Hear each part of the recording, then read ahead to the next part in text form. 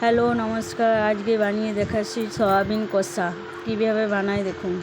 পেঁয়াজ সয়াবিন সব কেটে রাখা আছে, মশলা বাটা, আদা রসুন কাঁচা লঙ্কা শুকনো লঙ্কা সব বেটে রেখেছি। সয়াবিনটা ভালো করে ভাজবো, চাপিয়ে দিলাম কড়াই সরষের তেল দিয়ে সয়াবিনটা ভালো করে ভেজে নেবো লাল লাল করে। সয়াবিনের মধ্যে একটু হলুদ দিয়ে দেবো, সামান্য হলুদ দিয়ে পরে আবার লাল লাল করে ভাজবো। সয়াবিন ভাজা এখানে হয়ে গিয়েছে, নামিয়ে দেবো।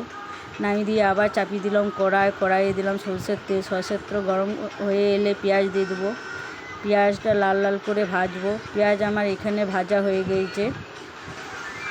এবারে মশলা দিয়ে দেবো, বেটে রাখা মশলা টমেটো সব একসাথে দিয়ে দিলাম। এরা সব দিয়ে ভালো করে কষাবো। ভালো করে ভাজতে নুন হলুদ দিয়ে আবারও কষাবো।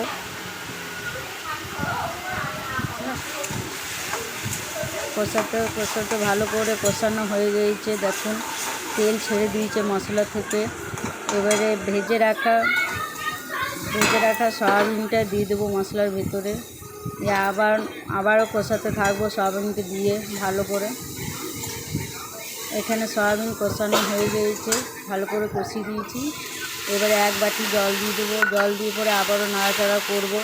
নাড়াচাড়া করে এলে এবারে নামিয়ে পরে প্রেসার কুকারে দিয়ে দেবো। সামান্য গরম মশলা দিলাম, নামিয়ে প্রেসার কুকারে দিয়ে দিয়েছি। 2 সিটি মারার পর এবারে দেখুন নামিয়ে দিয়েছি। কত সুন্দর লাগছে দেখতে বলুন। এটা ডাল ভাতের সাথে খান, রাত্রে রুটির সাথে খান, খুব ভালো লাগবে। এভাবে বানিয়ে দেখুন। সয়াবিন কষা আমার